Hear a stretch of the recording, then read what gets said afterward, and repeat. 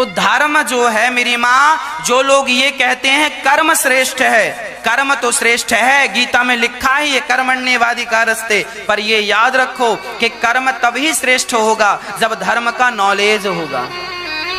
यदि तुम्हारे अंदर धर्म का कोई ज्ञान नहीं है, तुम धर्माचरण नहीं करते हो, तो बिना धर्म के तुम कर्म कौन सा करोगे? तुम तो गलत कर्म कर रहे हो। क्या जुआ खेलना सही कर्म है? धर्म का नॉलेज होगा तो जुआ का कर्म नहीं होगा, धर्म का नॉलेज होगा तो शराब का कर्म नहीं होगा। इसीलिए आप कर्म करने के पहले धर्म का पाठ जरा पढ़ लीजिए, धर्म का लेसन याद कर लीजिए, धर्म का सिद्धांत चरितार्थ कर लीजिए, फिर जाकर के कर्म कीजिए, तब आपको जीवन में सही दिशा होगी। भाई सिंपल है ना, सिद्धांत तो सिद्धांत है। अब देखिए हमारे घर में बिजली का पॉइंट है, बोर्ड लगा है, अब हम लोगों ने बल्ब जलाना है तो सही तार सही जगह पे होगा। अब अर्थ में ही दोनों तार डाल दोगे तो कैसे जलेगा? और फेस में ही दोनों तार डाल दोगे तो एक अर्थ में होना चाहिए, एक फेस में, तब तो लाइट जलेगी। सिद्धांत तो यही कहता है। अब दोनों तार एक ही में आप डालो तो कैसे संभव है? तो आपको ये तो नॉलेज होना चाहिए ना कि कौन सा अर्थ में तार जाएगा, कौन सा फेस में जाएगा। उसी प्रकार ये धर्म ही तो बताता है कि क्या उचित है क्या अनुचित। इसीलिए कर्म करो कर्मण्येवाधिकारस्ते, कर्म प्रधान विश्व करी राखा, जो सस करहि सो तस फल चाखा। कर्म प्रधान तो है भक्तों, पर ये जरूर लोग भूल जाते हैं कि कर्म के पहले धर्म का नॉलेज होना चाहिए। गाड़ी चला रहे हो ना, तो गाड़ी ड्राइविंग सीट में बैठने के पहले तुम्हें गाड़ी चलाने का नॉलेज होना चाहिए, ड्राइविंग आनी चाहिए। नहीं आएगी और तुम जबरदस्ती चालू करके एक्सीलेटर दबा के और कैसे भी गियर लगाओगे, एक्सीडेंट होगा, क्योंकि चलाना नहीं आता। इसीलिए ड्राइविंग सीट में बैठने के पहले किसी जानकार व्यक्ति से गाड़ी चलाने का नॉलेज प्राप्त करो। कैसे गाड़ी चलाते हैं, कितना एक्सीलेटर देना है, कहाँ क्या करना है, कैसे ब्रेक लगता है, कैसे, सब नॉलेज जरूरी है।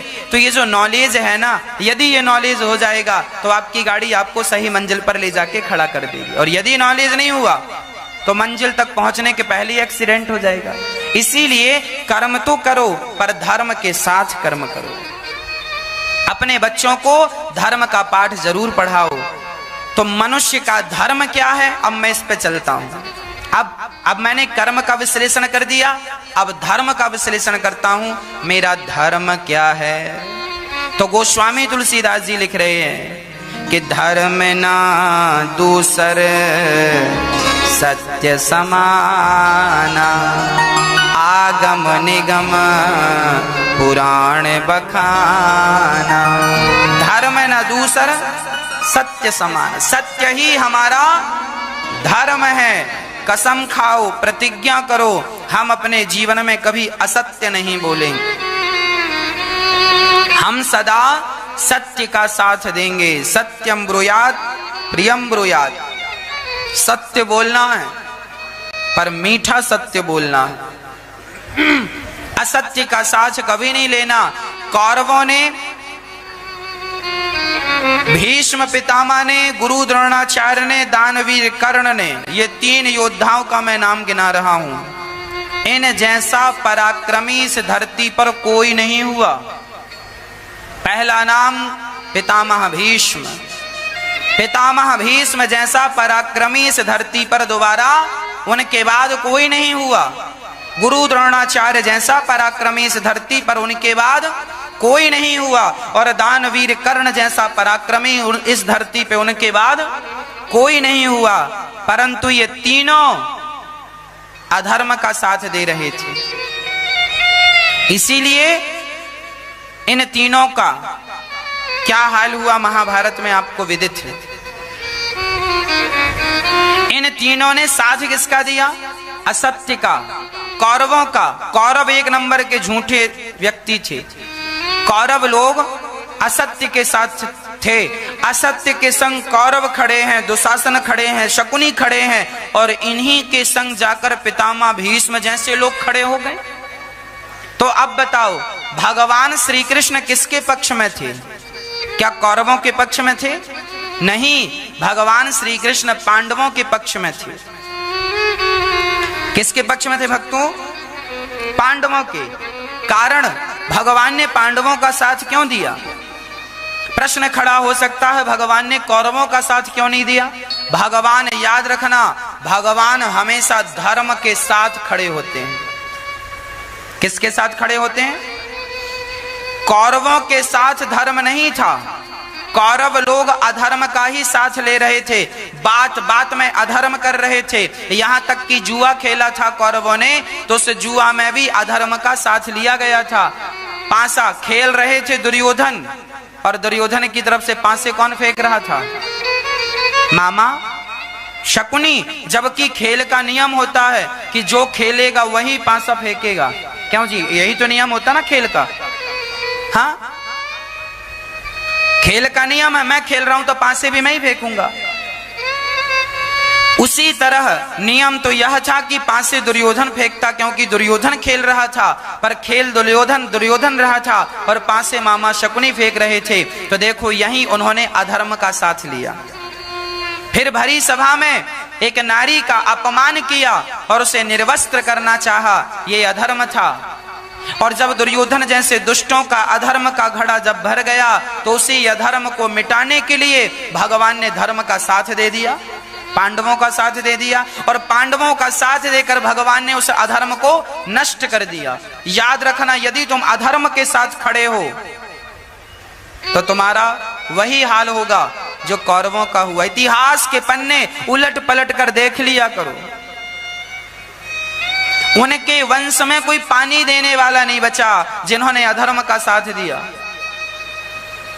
भारी सभा में द्रौपदी की साड़ी खिंचती रही और सन्नाटा छाया रहा। वो अकेली महिला चीख चीख कर कहती रही, बचाओ बचाओ। सारे महारथी बैठे रहे, पर सबका सिर नीचा। भगवान बोले, अच्छा तुम्हारी ये ताकत कब काम आएगी? क्या तुम्हें बलशाली इसीलिए बनाया है कि तुम्हारे सामने कोई महिला की इज्जत लुट रही हो और तुम चुपचाप हाथ पे हाथ रखे, इसलिए तुमको बलवान बनाया है? अरे तुम्हारी भुजाओं में ईश्वर ने शक्ति दी है ना, तो शक्ति का यही सदुपयोग है कि जब तुम्हारे सामने किसी के साथ अत्याचार हो रहा हो तो तुम जाओ और उस अत्याचार को रोको।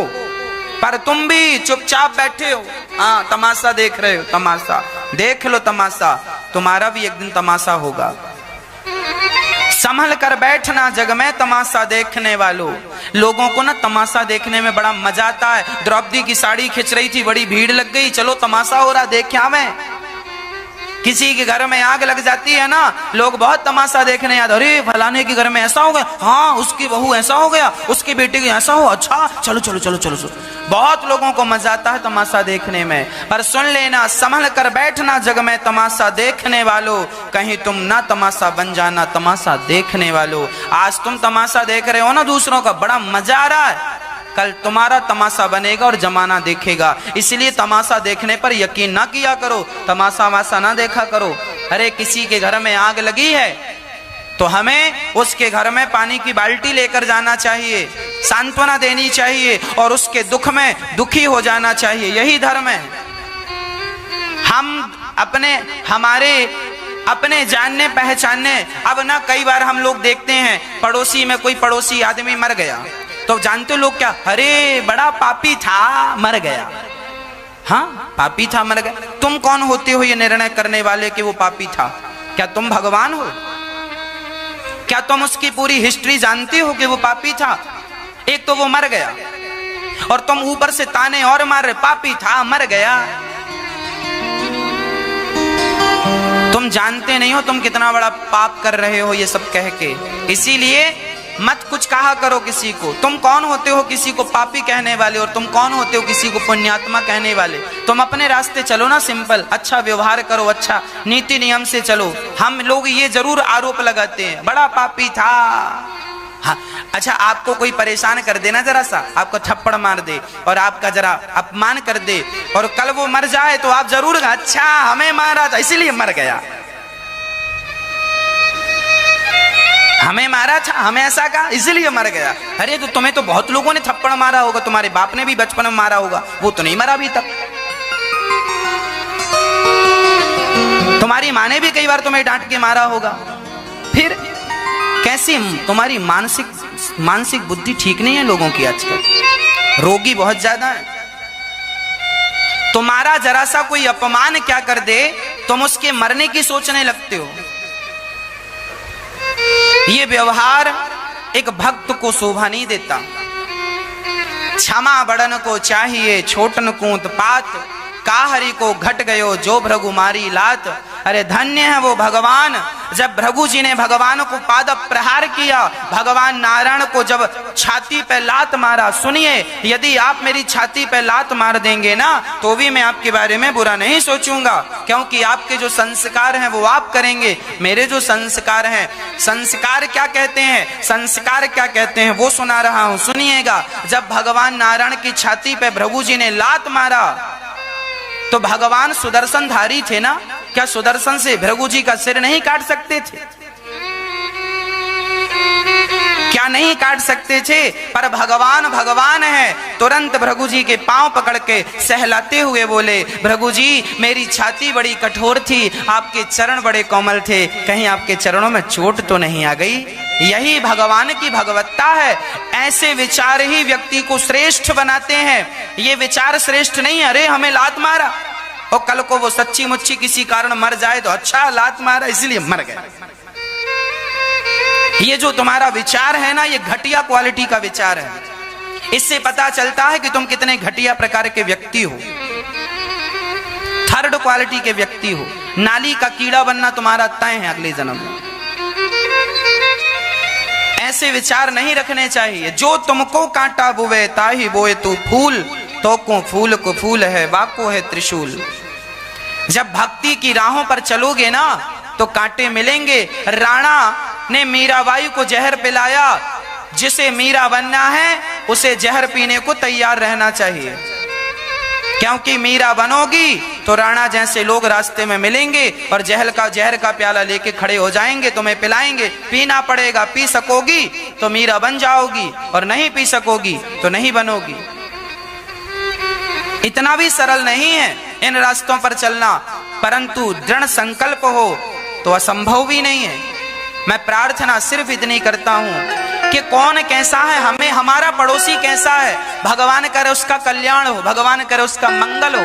हम क्यों माथा पच्ची करें, हम क्यों पाप ला दें?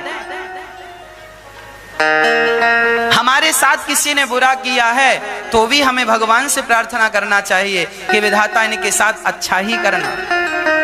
छोटी छोटी बात में नाराज नहीं हो जाना चाहिए। आज देवरानी जिठानी का झगड़ा हो जाता है ना, तो देवरानी सोचने लगती है कम मरे जिठानी, और जिठानी सोचने लगती कम मरे। छोटी छोटी बातों में तुम मरने मारने पर उतारू हो जाते हो। यही तुम्हारी घटिया सोच का प्रमाण पत्र है।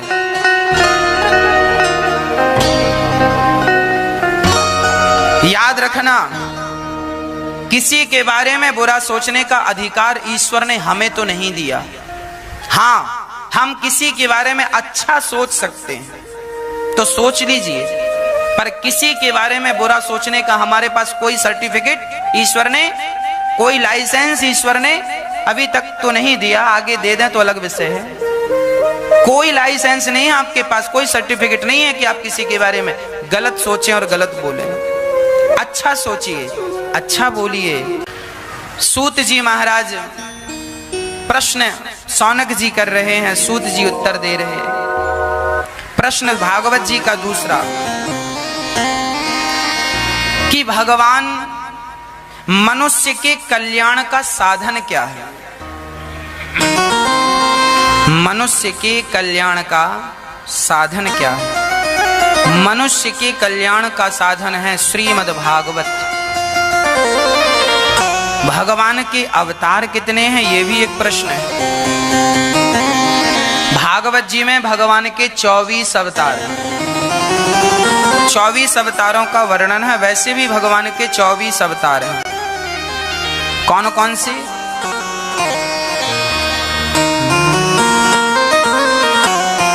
नारायण नारद हरि कपिल देव श्री राम, हंस हयग्रीव मोहिनी दत्तात्रेय सुखधाम।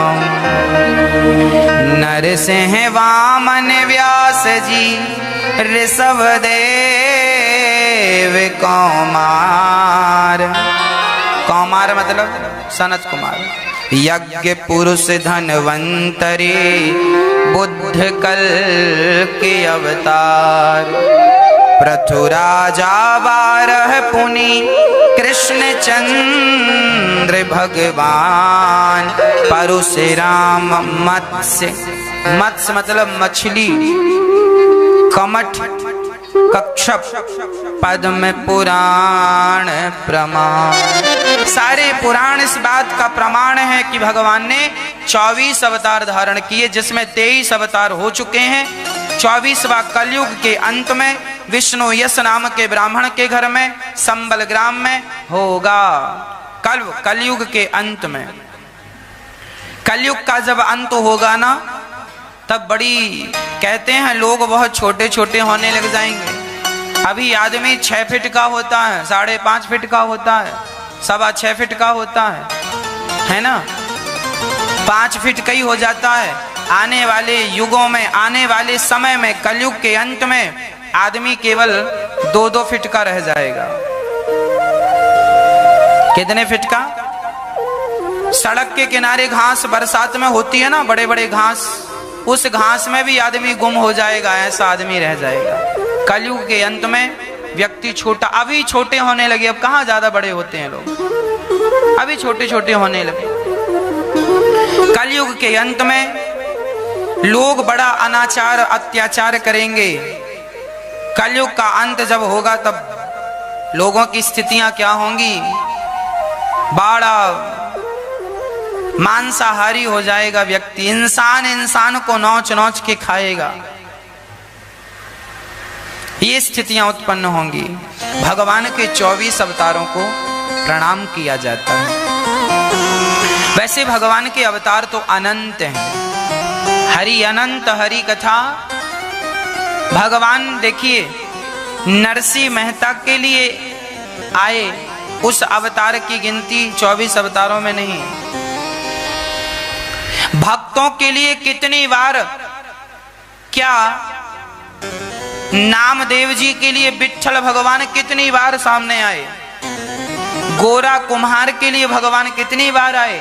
तो ये जो भक्तों के लिए भगवान आए ना, इन अवतारों का इनकी कोई गिनती। भक्त माल में तो ऐसी तक कथाएं हैं कि भक्तों के लिए भगवान उनके नौकर बनकर आ गए। एक बहुत बड़े साधु थे, उनका बड़ा भगवान से प्रेम था। अचानक उनका स्वास्थ्य बिगड़ गया और कोई काम धाम करने वाला था नहीं, कौन भोजन बनावे कौन, और वो राम राम बहुत जपते थे। तो भगवान ही उनके यहाँ नौकर बन के आए और बाबा की लंगोटी धुल रहे हैं, बाबा के कपड़े धुल रहे हैं, बाबा को भोजन करवा रहे हैं और थाली वाली सब धुल रहे हैं और बाबा जी के पांव भी दबा रहे हैं। ये भगवान है। भगवान कहते हैं जो मेरे चरणों में अपने आप को समर्पित कर देता है, मैं स्वयं उसका हो जाता हूँ। भगवान भी बिकाऊ हैं, यदि आप खरीद सको तो खरीद लो। भगवान बिक जाते हैं, प्रेम का मूल्य लगाना पड़ता है। राम ही केवल प्रेम प्यारा, जान ले ये जो जानने हारा। अहम भक्त पराधीन, भगवान स्वतंत्र नहीं परतंत्र हैं, भक्तों के अधीन हैं। भगवान तो भक्तों के वश में रहते हैं। यदि भावना सच्ची है तो ये चमत्कार तो आपके और मेरे संग हो ही सकते हैं। इसीलिए भक्तों, भगवान केवल प्रेम चाहते हैं, राम ही केवल प्रेम प्यारा। भगवान तो भक्तों के भगवान बिक जाते हैं।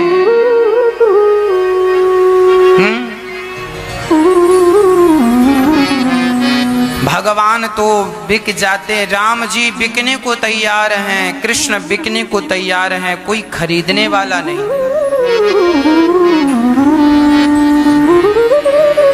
श्री 24 अवतारों का वर्णन करके सूत जी महाराज कहते हैं कि सुनो, व्यास जी महाराज व्यास गुफा में बैठकर 17 पुराण लिख चुके थे, शांति का अनुभव उन्हें नहीं हुआ। तब नारद जी ने कहा भागवत की रचना कीजिए, तब कहीं जाकर आपको शांति प्राप्त होगी। व्यास जी से नारद जी ने कहा, शांति प्राप्त करना चाहते हो तो श्रीमद् भागवत की रचना करो। नारद जी ने चतुश्लोकी भागवत का उपदेश कर दिया। अहमेवासमेवाग्रे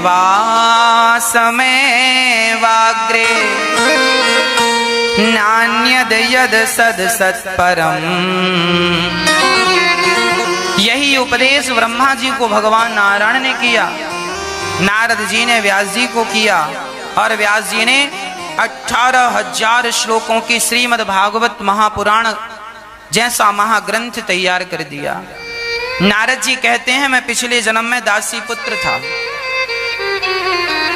केवल मैंने एक पुण्य किया कि मैंने संतों की खूब सेवा की।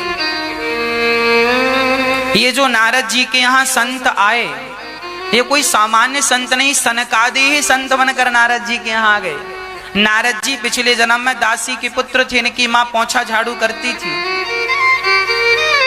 है ना, झाड़ू पोंछा का काम करती थी एक पंडित जी के घर में, और बड़े प्रेम से नारद जी संतों का संग करने लग गए। बच्चे थे छोटे से, दासी पुत्र थे, संतों का भोजन, पत्तल उठाना, उनके चरण धुलना, पांव दबाना, ऐसी सेवाएं बच्चे को मिल गई।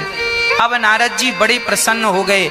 जीवन में आपने कभी भी संतों का संग किया होगा, वो संतों का संग ना आपको कभी ना कभी कुछ ना कुछ देकर ही जाएगा, बढ़िया चीज। इसीलिए हम आपसे प्रार्थना किया करते हैं कि अपने बच्चों को कथाएं जरूर सुनवा दिया करो। ये जो कथाओं के भले बच्चे आज नहीं सुन रहे हैं, नहीं समझ रहे हैं, पर यही चीज उनके भविष्य में काम आने वाली है। यही काम, अरे छोटे छोटे बच्चे ना स्कूल जाने में रोते हैं, हम नहीं जाएंगे स्कूल, हम नहीं जाएंगे। उन्हें ये पता नहीं कि तुम्हारे स्कूल जाने से ही तुम्हारा भविष्य बेहतर होगा। अभी समझ में नहीं आ रहा, पर बाद में समझ में आ जाएगा। अभी तुम्हें सत्संग समझ में नहीं आ रहा है, चुप होके बैठो, सुनो, कभी ना कभी समझ में आएगा, और जिस दिन समझ में आ जाएगा उस दिन श्रेष्ठ व्यक्ति बन जाओ।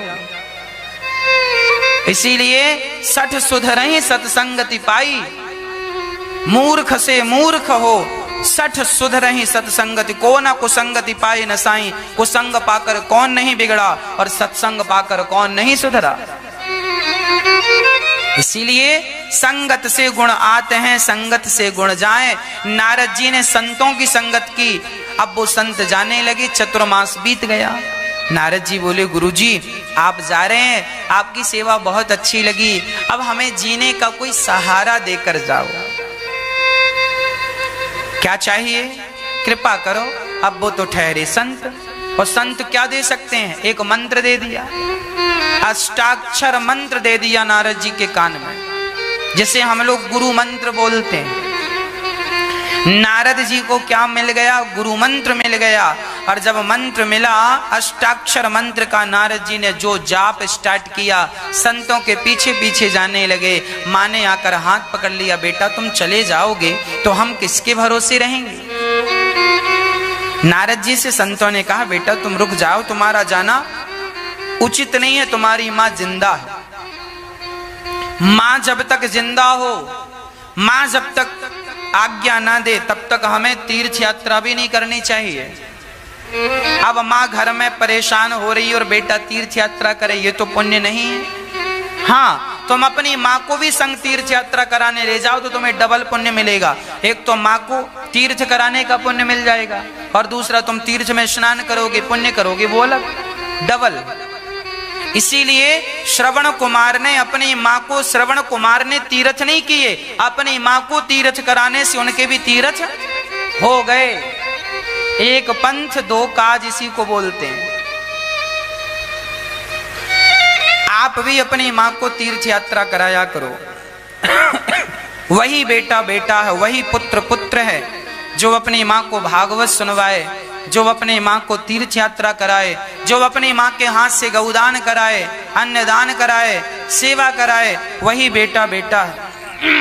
केवल आजकल के बेटे ना केवल माँ बाप से लेना जानते हैं, दे दो, और क्या है माँ, वो तुमने चूड़ियां पहनी थी सोने की, कहाँ छिपा रखी हैं? हाँ, हमारी पत्नी बोल रही है, कहाँ लाओ। और माँ ने चूड़ियां भी दे दी। अच्छा माँ ये बताओ तुमने पाँव में मोटे मोटे चांदी के पहने वो कहाँ छिपा रखे हैं, लाओ। आजकल बेटा सोना चांदी ज्यादा ले लेते हैं और माँ को तीर्थ यात्रा भी नहीं कराते। यह बेटे, ऐसे बेटे जो माँ बाप से धन लेकर के माँ बाप को भूल जाते हैं, ऐसे पुत्र घोर नरक जाते हैं। इसीलिए नरक की तैयारी ना करो। माँ बाप से धन लेने वाले बेटे बहुत हैं। अरे धन लिया है ना तो उसी धन से माँ बाप के हाथ से कुछ पुण्य करा दो, पुण्य कराओ, जरूरी है। दानम दुर्गति नाशनम, दान करने से व्यक्ति की दुर्गति मिटती है। हमने जीवन में यदि पाप किए हैं तो हमारे पाप दान करने से नष्ट हो जाएंगे। जैसे दीपक जलाने से अंधकार मिटता है कि नहीं, हाँ या ना, दिया जलाने से अंधकार मिट जाता है, उसी प्रकार पुण्य करने से पाप मिट जाते हैं। हमने पाप कर लिया अज्ञानवश, हमें ज्ञान नहीं था, हम नादान थे, हमें अक्कल नहीं थी, हमने पाप कर लिए, गलत कर लिया, गलत काम हो गए। अब उसका प्रायश्चित क्या करें? दान पुण्य ही उसका प्रायश्चित है। अब इसीलिए लोग ना अपने हाथ से पुण्य, आज एकादशी है, आज एकादशी के दिन आप गौदान का संकल्प ले सकते हैं। आज श्रेष्ठ एकादशी है। जानते हो कौन सी एकादशी है? हाँ, निर्जला एकादशी। यह एकादशी कब से स्टार्ट हुई? द्वापर युग में पांचों पांडव भीष्म वेद व्यास जी के पास गए और वेद व्यास जी से कहने लगे, व्यास जी ये जो भीम है ना, ये एकादशी नहीं करता, इसको समझाओ जरा। जब बच्चे गलती करते हैं ना तो माँ बाप गुरु के पास ले जाके बिठालते, गुरु जी आप इसे सिखाइए। तो पांचों पांडव गए और गुरु जी से कहा, अर्थात वेद व्यास जी से कहा, ये भीम जो है ना ये एकादशी नहीं करता। वेद व्यास जी ने कहा, क्यों, तुम एकादशी क्यों नहीं करते हो भीम? भीम बोले, गुरुजी क्या बताएं, हमें बड़ी भूख लगती है, भूखा रहा नहीं जाता। अरे सनातन धर्म में एकादशी करना जरूरी होता है, एकादशी तो सबको करना चाहिए। जिस व्यक्ति ने एकादशी नहीं की वो आदमी है कि क्या है? एकादशी करो। गुरुजी महीने में 2 बार तो मैं भूखा नहीं रह सकता, और साल में कितनी हो गई? 12 दूनी 24, मैं 24 दिन तो भूखा नहीं रह सकता। फिर क्या करें? तब गुरुजी ने कहा, भीम सुनो, यदि तुम साल भर की सारी एकादशी नहीं कर सकते हो तो निर्जला एकादशी एक कर लो। यदि तुम एक एकादशी कर लेते हो तो इस एकादशी को कर लेने से तुम्हें संपूर्ण एकादशियों का फल प्राप्त हो जाएगा और तुम पुण्यशाली हो जाओगे। एकादशी, इस तिथि आज की एकादशी से भीमसेन ने एकादशी स्टार्ट की, निर्जला। कहते हैं जो लोग साल भर एकादशी नहीं करते वो यदि आज की एकादशी कर लें तो संपूर्ण एकादशियों का उन्हें फल मिल जाता।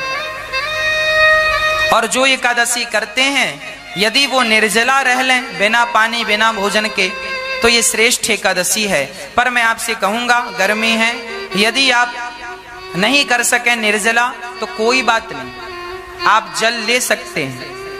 आप जो सामान्य एकादशी करते हैं उसी तरह से कर लीजिए। जो रेगुलर करते हैं वो तो रेगुलर जैसा ही करें, जो साल में एक बार करते हैं उनके लिए निर्जला है। और आप कर लें निर्जला तो और अच्छा है, पर कोई जरूरी नहीं है। यदि आपको ना सद है तो मत कीजिए, है ना।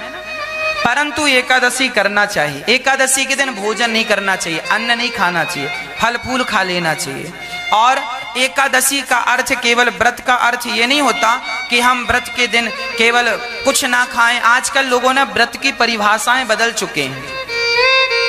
व्रत का अर्थ ये नहीं है कि मैं कुछ ना खाऊं, तो फिर व्रत की परिभाषा क्या? व्रत मीन्स प्रतिज्ञा। व्रत का अर्थ होता है प्रतिज्ञा।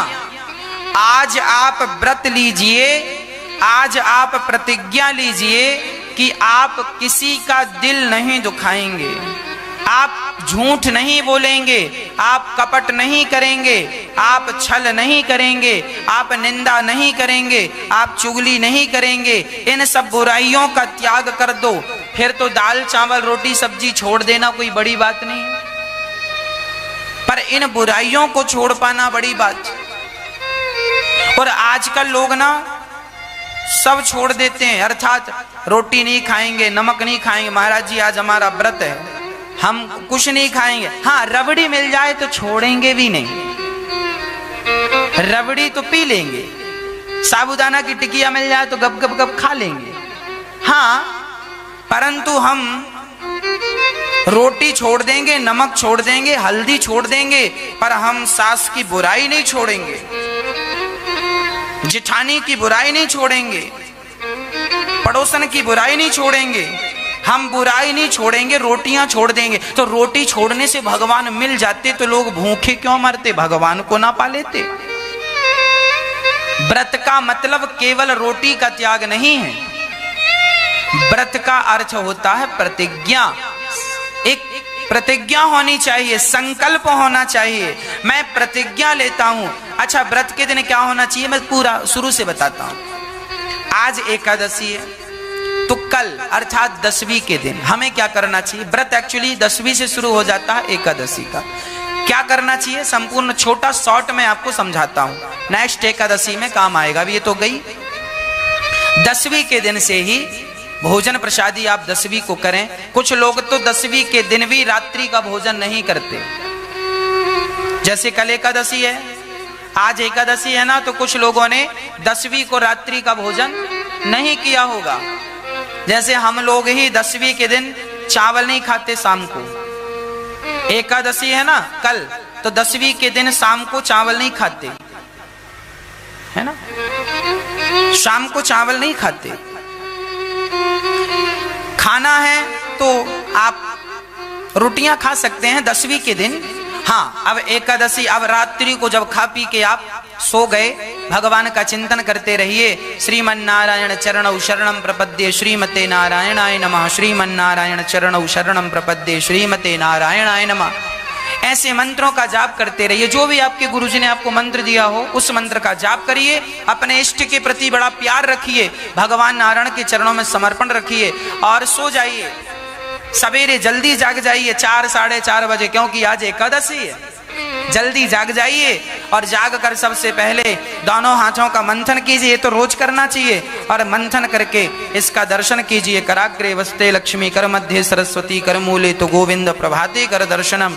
पृथ्वी माँ को प्रणाम करो और प्रणाम करने के बाद, पृथ्वी माँ को, भगवान को प्रणाम करने के बाद स्नान करना चाहिए। स्नान करने के बाद शुद्ध कपड़े पहन करके, साफ सुथरे कपड़े पहन करके, और आपको 1 लोटा जल लेना चाहिए और सूर्य भगवान को अर्घ देना चाहिए। ये तो रोज की क्रियाएं हैं, है ना, रोज की क्रियाएं बोल रहा हूं मैं। सूर्याय नमः, आदित्याय नमः, भौमाय नमः, खगाय नमः, मित्राय नमः, भास्कराय नमः। भगवान का स्मरण का तुमको ज्यादा नहीं आता ना, तो 12 बार सूर्य भगवान का नाम लो। सूर्याय नमः, सूर्याय नमः, सूर्याय नमः, ऐसे ऐसे कह के सूर्य भगवान को अर्घ देना चाहिए। हर हिंदू आदमी को ना सूर्य अर्घ देना चाहिए। जो सूर्य अर्घ नहीं देता वो अपनी संस्कृति, अपने संस्कारों को जानता ही नहीं। तो सूर्य अर्घ रोज देना चाहिए। और उसके पश्चात आप स्नान ध्यान करके सूर्य अर्घ देकर आसन पर बैठ जाओ। आपके घर में गोपाल जी हैं, उनकी पूजा करो। ब्राह्मण क्षत्रिय हो तो संध्या वंदन करो। उसके बाद ठाकुर जी की स्नान कराओ। स्नान करा के, और कैसे स्नान, आज एकादशी है ना, आप ठाकुर जी को दूध से स्नान कराएंगे, दही से स्नान कराएंगे, पानी से स्नान कराएंगे, गंगा जल से नहवाएंगे, शहद से नहवाओ। आज एकादशी है ना, आज ज्यादा से ज्यादा समय भगवान को देना है।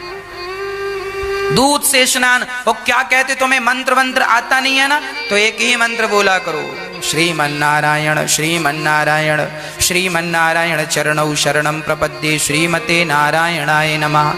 ज्यादा ना आवे तो केवल नारायण नारायण, और ना आवे तो श्री कृष्ण, और ना आवे तो श्री राम सीताराम सीता। ऐसे बोलते हुए भगवान को नहलाओ। भगवान को कपड़े से पोंछो बहुत प्यार से। हाँ, ठाकुर जी को नहलाओ, बढ़िया नहला करके दूध से नहलाओ, ऐसे जैसे आप टीवी पे देख रहे हैं। ठाकुर जी को बिठाओ और बढ़िया प्यार से दूध से दही से बढ़िया नहलाओ और बोलते जाओ, श्रीमन नारायण चरणौ शरणम प्रपद्ये श्रीमते नारायणाय नमः, श्रीमन नारायण चरणौ शरणम प्रपद्ये श्रीमते नारायणाय नमः। बढ़िया आनंद से बोलते जाओ और बढ़िया स्नान करा के और फिर बढ़िया से ठाकुर जी को वस्त्र पहनाना चाहिए। आज एकादशी है ना, ये शहद से स्नान कराओ भगवान जी को। और ये स्नान करा के आपको हर एकादशी में भगवान को दूध दही, आप रोज ना नहवाओ तो महीने में 2 बार एकादशी को दूध दही घी शक्कर शहद से भगवान को नहलाना चाहिए। ये बूरा है, शक्कर का बूरा, इससे नहलाओ बढ़िया ठाकुर जी को। पूरा शरीर उनका बदन घिसो प्यार के हाथों से, ताकि उनके शरीर में जो रोज रोज की तुम्हारी चंदन वंदन लग जाती है ना, वो शक्कर के बूरे से छूट जाती है, साफ सुथरे हो जाते हैं ठाकुर जी, सुंदर हो जाते हैं। सुंदर तो हैं ही, पर और बढ़िया ठाकुर जी को नहलाओ। रंगीन पानी से भी नहलाना चाहिए। थोड़ा सा जल लो, उसमें थोड़ा चंदन मिलाओ, केसर मिला लो, पानी रंगीन हो जाएगा। उस रंगीन पानी से भी नहलाना चाहिए ठाकुर जी को। और उसके पश्चात ठाकुर जी को बढ़िया गोद में बिठाओ और गोद में बिठाकर तौलिए से उनका शरीर पोंछो। जैसे एक माँ बच्चे को नहलाती है ना, उसके बाद पोंछती है, तो भगवान को बड़े प्यार से पोंछना चाहिए। पोंछिए ठाकुर जी को, पूरे अंग को पोंछिए और पोंछ करके बड़े प्रेम से ठाकुर जी को आप दर्शन कीजिए। हाँ, उनको कैसे आप सेवा कर सकते हैं, कितनी श्रद्धा से कर सकते हैं, वो आपकी अपनी श्रद्धा पर निर्भर करता है। ठाकुर जी को बढ़िया हाथ पांव उनके तौलिए से पोंछ करके बढ़िया उनके चरण दबाइए, उनके शरीर को जरा दबाइए। प्यार कीजिए, भगवान को देखिए टुकुर टुकुर, आप उन्हें देखें वो आपको देखें। आज एकादशी है ना, आज भगवान को ज्यादा वक्त देना है, भगवान को फिर वस्त्र पहनाइए और बढ़िया सुंदर सा श्रृंगार कीजिए ठाकुर जी को वस्त्र पहना करके, और उन्हें देखते रहिए, देखते रहिए, देखते देखते कहते रहिए, श्रीमन नारायण चरणौ शरणम प्रपद्ये श्रीमते नारायणाय नमः। बोलो एक बार मेरे संग, बोलो श्रीमन नारायण चरणौ शरणम प्रपद्ये श्रीमते नारायणाय नमः। इसका अर्थ तो बहुत लंबा है, मैं छोटे में बताता हूँ। श्रीमन नारायण चरणौ शरणम प्रपद्ये, हे नारायण, हे प्रभु, हे लक्ष्मी नारायण, मैं आपके चरणों की शरण ग्रहण करता हूँ। हे लक्ष्मी नारायण, मैं आपके चरणों की शरण, मैं आपके चरणों को, अपने आप को आपके चरणों में समर्पित कर रहा हूं। ये समर्पण का मंत्र है। श्रीमन नारायण। फिर ठाकुर जी को देखो, बढ़िया स्नान कराओ, वस्त्र पहनाओ, श्रृंगार करो। आप अपने लिए बढ़िया ज्वेलरी लाते हैं ना, अब भगवान के लिए भी लाया करो। अब भगवान को बढ़िया मुकुट पहनाओ, है ना। जो सामर्थ्यता दी है ना विधाता ने, तुम जितने बड़े आदमी हो उस प्रकार की सेवा करना। यदि तुम गरीब हो तो भगवान को ना मिट्टी की सिंहासन पर बिठा देना। तुम थोड़ा बड़े हो, ठीक ठाक हो, तो पीतल की सिंहासन खरीद लेना।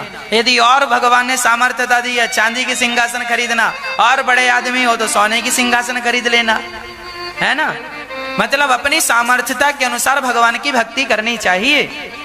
अपनी सामर्थ्यता, ईश्वर ने किस लायक बनाया है वो प्रकार की सेवा, और भगवान को फिर दर्पण दिखाना चाहिए कि प्रभु आपका श्रृंगार ऐसे किया है, अब आप देखिए आपका श्रृंगार कैसा है। ठाकुर जी को भोग लगाओ, फिर बढ़िया प्रेम से ठाकुर जी को भोग लगाओ, पूजा करो। आज एकादशी है ना, दिन भर पूजा। अच्छा, जब पूरी पूजा हो जाए तो फिर माला उठाओ। क्या करना है? माला उठाना है। और आज एकादशी है, आज ज्यादा से ज्यादा माला जपेंगे। आज एकादशी के दिन कम से कम तुम 1 लाख नाम जप डालो भगवान का। कितना नाम जप डालो? 1 लाख का टारगेट बनाओ। आज मेरा व्रत है, एक प्रतिज्ञा लेता हूं, 1 लाख नाम जपूंगा। कैसे नाम जपना है?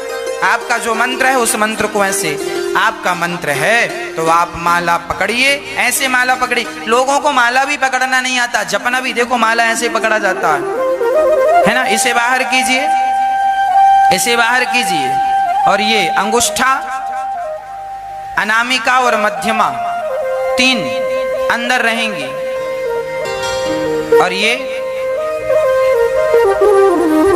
तर्जनी और कनिष्ठिका बाहर रहेगी। ये तर्जनी, ये कनिष्ठिका, ये बाहर रहेंगी। ऐसे माला पकड़ा जाता है। हाँ, ऐसे समझ रहे हैं? ऐसे माला पकड़िए और यहां से स्टार्ट। देखो माला ऐसे, अंगूठा और तर्जनी ये जो है ना, इससे माला पकड़ना होता है, ये 2 उंगली से, और बीच की उंगली से घुमाना होता है। सीताराम सीताराम सीताराम सीताराम सीताराम सीताराम सीताराम सीताराम जो भी आपके गुरुजी ने मंत्र दिया है ना, आप माला जाप करो। हमारे जो गुरुजी ने मंत्र दिया माला जाप करना होता है। श्रीमते नारायणाय नमः। श्रीमन्नारायण चरणौ शरणं प्रपद्ये। श्रीमते नारायणाय नमः। श्रीमन्नारायण चरणौ शरणं प्रपद्ये। श्रीमते नारायणाय नमः 1। श्रीमन्नारायण चरणौ शरणं प्रपद्ये। श्रीमते नारायणाय नमः 2। श्रीमन्नारायण चरणौ शरणं प्रपद्ये। श्रीमते नारायणाय नमः 3। श्रीमन्नारायण चरणौ शरणं प्रपद्ये। श्रीमते नारायणाय नमः 4। श्रीमन्नारायण चरणौ शरणं प्रपद्ये। श्रीमते नारायणाय नमः 5। ऐसे और माला जपना हो। जब माला यहाँ पहुंच जाए ना ऐसे, तो माला 2 माला जपना, तो माला पलटा लेनी चाहिए। ये पलट गई यूं, ये माला ऐसे ऐसे पलटती रहती है। ऐसे ऐसे माला जपना होता है। लोगों को माला भी जपना कम आता है, इसलिए मैंने आपको बता दिया ताकि आप सीख लें। और ऐसे ऐसे माला 2 बीच की उंगली से माला खिसकाया जाता है। कैसे? सिंपल है, बीच की उंगली का प्रयोग करना, बीच की उंगली। अब कुछ लोग ऐसे माला जप लेते हैं, ऐसे। ये निकृष्टता है माला जपने। ऐसे माला नहीं जपना चाहिए। कोई देखेगा कहेगा लो कुछ ज्ञान नहीं है इसको, माला भी जपना नहीं आता। कई लोग ऐसे ऐसे करते रहते हैं, ऐसे। अरे भाई, जो काम कर रहे हैं उसे अच्छे से करो, उसका नॉलेज प्राप्त करो ना, उसका रियल क्या है, सही क्या है, गलत क्या। इसका माला जपने का साइंटिफिक रीजन भी है।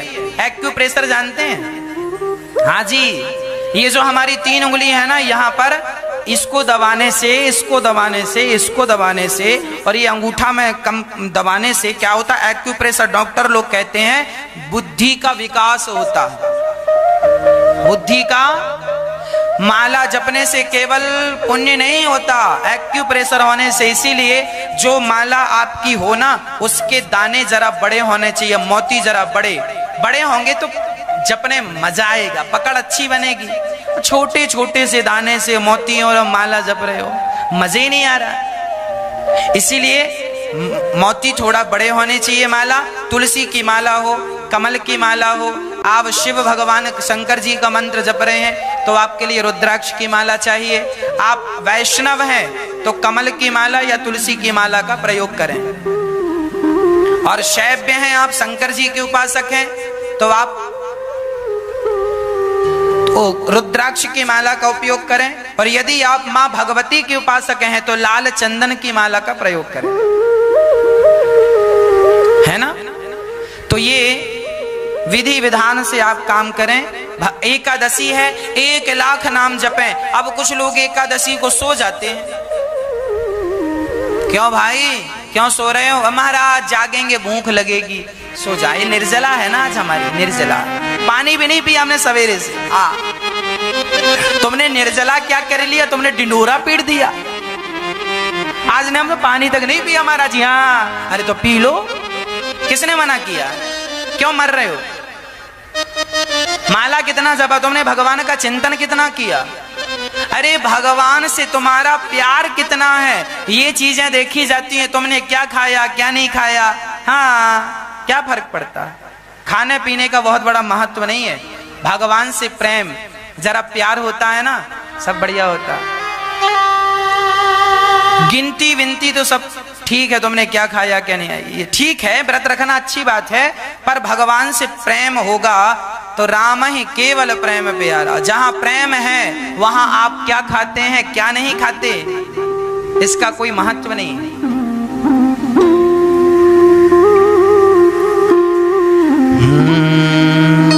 नारद जी कहते हैं मैंने मंत्र का जाप किया, माँ सर्प ने डस लिया, माँ चल वसी, और मैंने माँ का संस्कार किया और सीधा भगवत चिंतन किया और मैंने भगवान को प्राप्त कर लिया।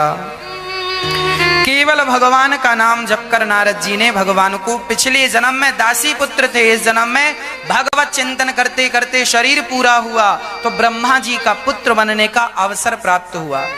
आप लोगों से प्रार्थना है 50,000 नाम तो रोज जप लिया करो, 50,000 नहीं तो 21,000 नाम जपने का टारगेट रखा करो। व्रत आवे तो कम से कम 21,000 नाम तो जप डालो। सीताराम सीताराम सीताराम सीताराम सीताराम कितनी बार? 21,000 बार, 51,000 बार, 1,00,000 बार।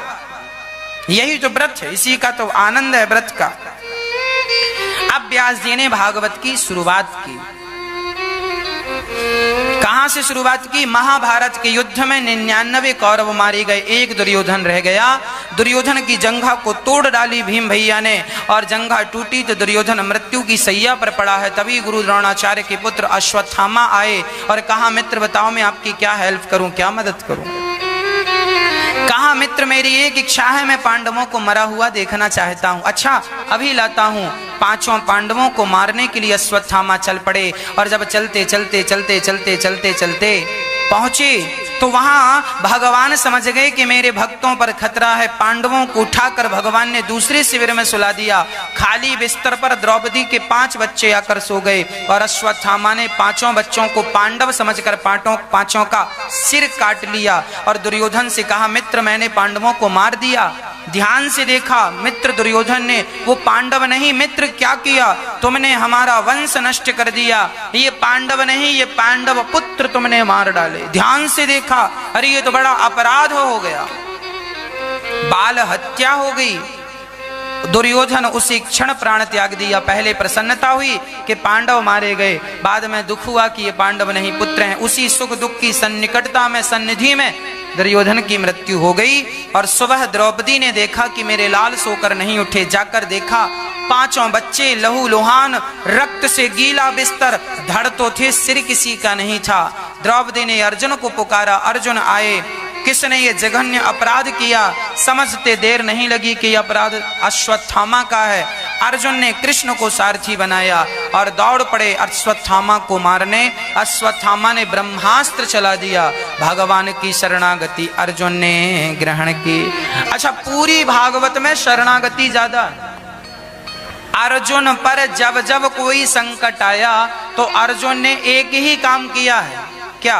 भागवत शरणागति, भगवान की शरण में चले जाओ। अरे सिंपल समझो, छोटा सा बच्चा होता है ना, उसे कोई भी खतरा समझ में आता है, दौड़ के किसके पास आता है?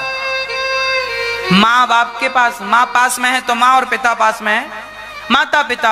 अरे जैसे छोटा सा बच्चा माता पिता के पास दौड़ कर आ जाता है, और माँ बाप क्या करते हैं? उस खतरे से बचाने के लिए बच्चे को गोद में ले लेते हैं। पहले खतरा मुझे आएगा फिर तुझे आएगा।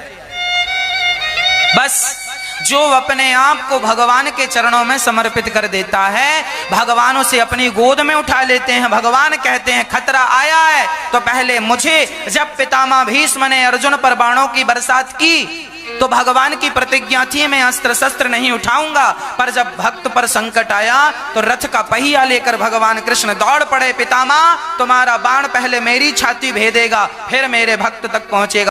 आज पूज्य श्री अनिरुद्धाचार्य जी महाराज ने हम सभी लोगों को बहुत ही उत्तम एवं शिक्षाप्रद कथा सुनाई है।